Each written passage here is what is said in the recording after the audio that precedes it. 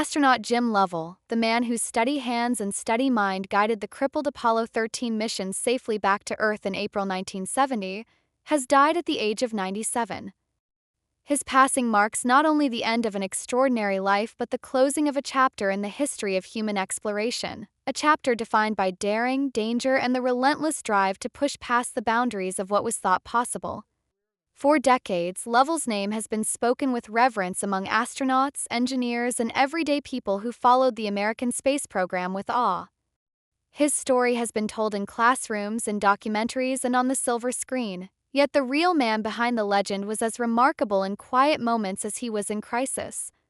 NASA confirmed the news of his death in a heartfelt statement, calling him a man who turned a potential tragedy into a success from which we learned an enormous amount. That success was anything but ordinary. It was born of disaster. Apollo 13, the third planned mission to land on the moon, had been proceeding smoothly when, more than 200,000 miles from Earth, an oxygen tank in the service module exploded. The blast crippled the spacecraft, cutting off the crew's main source of power and severely threatening their ability to return home. The now famous words, "Houston, we've had a problem," calmly spoken by Lovell's crewmate Jack Swigert and repeated by Lovell himself, became a shorthand for unexpected crisis. For the three men aboard, Lovell, Swigert, and Fred Hayes, the situation was far graver than those listening on Earth could initially imagine. They were in a damaged ship, hurtling through space with their life support systems failing. Their odds of survival were shrinking by the hour. What happened over the next 4 days is now spaceflight legend. In the most remote and unforgiving environment known to humankind, with nothing but their training, ingenuity, and trust in the ground teams at Mission Control, Lovell and his crew improvised a survival plan. They shut down almost all power to conserve energy, used the lunar module as a lifeboat, navigated manually when their guidance systems failed, and endured freezing temperatures as they swung around the far side of the moon and back toward Earth. Every movement had to be calculated with precision, every mistake could be fatal. And through it all, Lovell, the mission's commander, remained composed. His calm voice on the radio was a lifeline for the engineers in Houston, a signal that the crew was holding steady even as the situation grew more desperate. On April 17, 1970, after a tense re-entry through Earth's atmosphere, the Apollo 13 capsule splashed down in the Pacific Ocean. Around the world, tens of millions watched the moment live on television. Cheering in Mission Control was echoed in living rooms across America. The mission had not landed on the moon, but it had become one of the most iconic survival stories in space history. To this day, Apollo 13 is remembered not as a failure, but as a successful failure, a mission that showcased human resilience, problem-solving, and the unshakable will to live. For Lovell, Apollo 13 was the culmination of a career built on discipline, skill, and a lifelong fascination with flight. But it was not his only brush with history. 2 years earlier, in December 1968, he had served as the command module pilot on Apollo 8, the first crewed spacecraft to orbit the moon. That mission gave humanity its first view of Earth from deep space, the famous Earthrise photograph that forever changed how people saw their home planet. As Apollo 8 looped around the moon on Christmas Eve, Lovell and his crewmates read aloud from the Book of Genesis, their words broadcast live to millions back on Earth. It was a moment of unity and wonder in a turbulent decade, and it cemented Lovell's place in the pantheon of space pioneers. Even before Apollo, Lovell had proven himself as one of NASA's most capable astronauts. He had flown twice on Gemini missions in the mid-1960s, testing the techniques that would later make moon landings possible. By the time he commanded Apollo 13, he had logged more hours in space than any other American astronaut. He was the first man to journey to the moon twice, though in a twist of fate he never set foot on its surface. In remembering Lovell, acting NASA Administrator Sean Duffy said, "Jim helped the U.S. space program forge a historic path. He demonstrated that courage is not the absence of fear, but the ability to act despite it." For NASA, his career was proof that the qualities that matter most in exploration aren't bravado or charisma, but steady competence, humility, and the ability to inspire trust.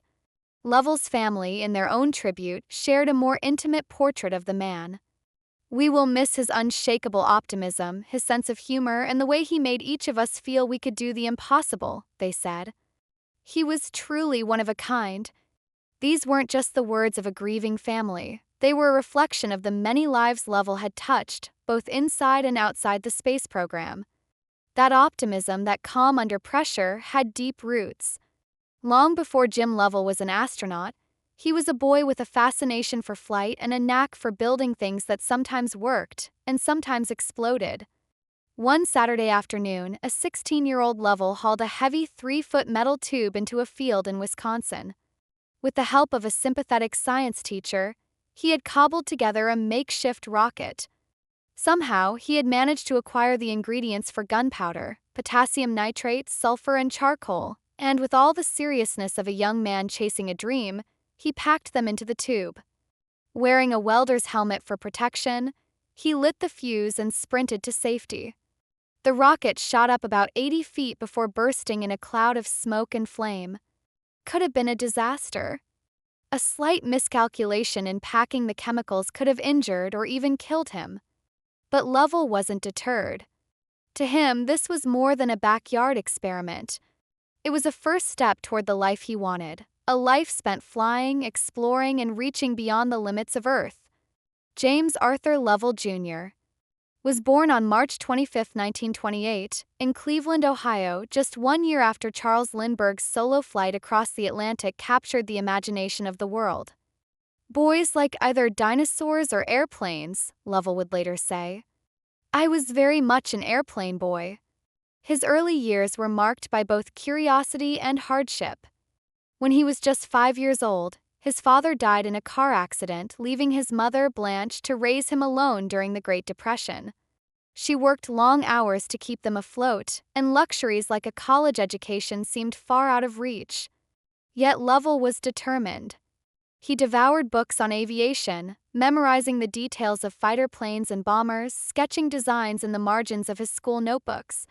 He joined the Boy Scouts, where he learned discipline and problem-solving skills that would serve him well later in life.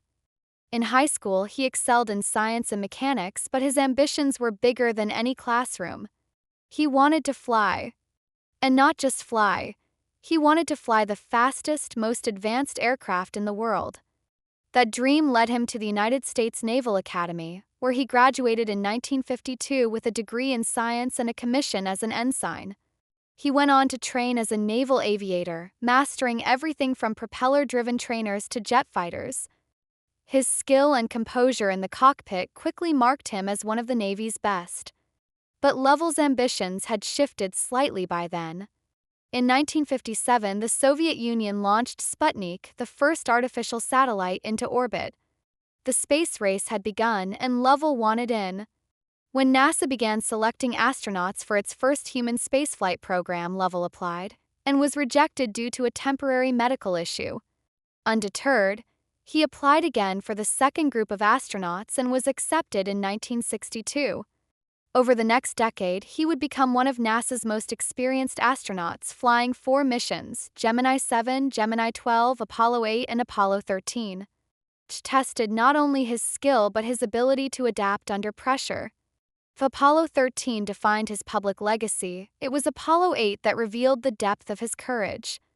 In late 1968, as the United States raced to catch up with the Soviet lunar program, NASA made the bold decision to send a crew around the moon without first testing all the hardware in Earth orbit.